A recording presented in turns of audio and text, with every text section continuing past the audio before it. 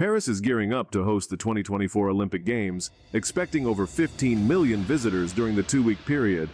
With the potential to become the largest event ever held in the country, the city has diverse venues that will showcase its cultural wealth to the world. However, there's still much work to be done, raising concerns about whether everything will be ready in time. So for today's video, we'll delve into Paris's ambitious Olympic preparations, the challenges it faces, and the anticipated impact of this grand event. The bid. In 2017, Paris competed with Hamburg, Budapest, Rome, and Los Angeles to host the 2024 Olympics. Following a public referendum, Hamburg withdrew, followed by Rome due to financial challenges. Budapest's withdrawal left only Paris and Los Angeles as candidates. The two cities were then tasked with reaching an agreement on which would host in 2024 and which in 2028. Paris was ready to host in 2024, but Los Angeles was open to waiting another 4 years. The result was an agreement where Los Angeles would host the 2028 Games and Paris would host the 2024 Games. This won't be Paris's first time as a host. It previously hosted the second ever modern Olympics in 1900, and then exactly 100 years ago, introduced the Athletes' Village, which has since become a tradition. The 2024 Games aim to achieve several firsts, including gender-equal athlete selection, complete carbon neutrality, and the inclusion of breakdancing as a discipline. Despite a budget of $9.5 billion, making it one of the cheaper games of the century, it has already exceeded initial estimates by over $2 billion. However, the budget is reportedly under control, with around 300 modifications compared to the over 6,000 required for the 2012 London Olympics, which initially had a budget of $3 billion, but ended up costing $14 billion. The venues. Paris's stable budget for the 2024 Olympics could be attributed to its unique venue selection approach. Most sporting events will be held in existing arenas or temporary ones set up in various locations. This strategy minimizes unnecessary construction projects, aligning with the vision of carbon neutrality. It also allows the city to showcase its iconic sites. Central Paris will feature famous arenas and iconic sites for various events. The Parc des Princes Stadium and the Stade Roland-Garros will host sports like football, boxing, and tennis. Temporary arenas will be set up in historical sites such as the Grand Palais for fencing and taekwondo competitions.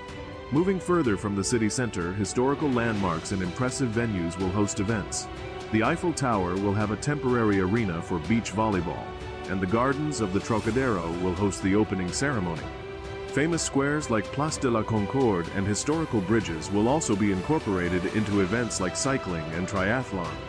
In the surrounding Île-de-France region, new and existing venues will host events. The Stade de France will host rugby, athletics, and the closing ceremony.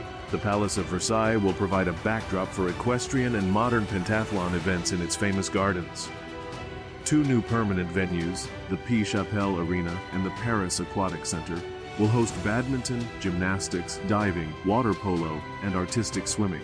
Beyond Paris, cities like Lyon and Marseille with existing massive stadiums will host football competitions. Marseille's marina will be the venue for sailing events. Additionally, the surfing event will take place on the island of Tahiti, part of French Polynesia. The majority of venues will be ready with minor modifications. However, Paris is also working on massive projects to prepare for other aspects of the Olympics. Olympic Village. The new Olympic Village in Paris is a departure from the traditional temporary settlements used in previous games. Covering an area equivalent to 70 soccer fields in Saint-Denis, just north of central Paris, this massive urban development project aims to accommodate all 14,000 Olympic athletes. The location in Saint-Denis also serves a specific purpose of revitalizing an area with an infamous reputation for high crime rates and socioeconomic issues. The long-term plan is to repurpose the village for residential use, offering spaces for 6,000 people after the Olympics, contributing to the improvement of the local community. Another grand project is the Seine River cleanup, crucial for the opening ceremony and hosting events like the swimming marathon and a portion of the triathlon. Although swimming in the river has been banned since 1923 due to pollution, the organizers aim to address this issue. The primary cause of pollution is untreated wastewater, and the city's old combined sewer system worsens the problem during heavy rains. To solve this, A colossal underground rainwater tank near the Gare d'Austerlitz train station will collect polluted rainwater from the streets and transport it to a treatment plant downstream. While the $1.5 billion project should work under normal conditions, excessive rain during the event could pose a challenge, potentially leading to a postponement of swimming competitions. Paris faces two other major problems during the Games, including potential disruptions. The specifics of these challenges are not mentioned, leaving a bit of suspense about what else the city might encounter during the Olympics. Security.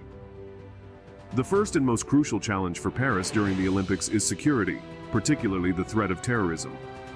With an expected total number of visitors of around 15.3 million and 600,000 attendees for just the opening ceremony, security measures are strict. To ensure security, approximately 20,000 agents will be present every day. Additionally, 30,000 additional police officers and soldiers will be mobilized, especially on the first day of the event.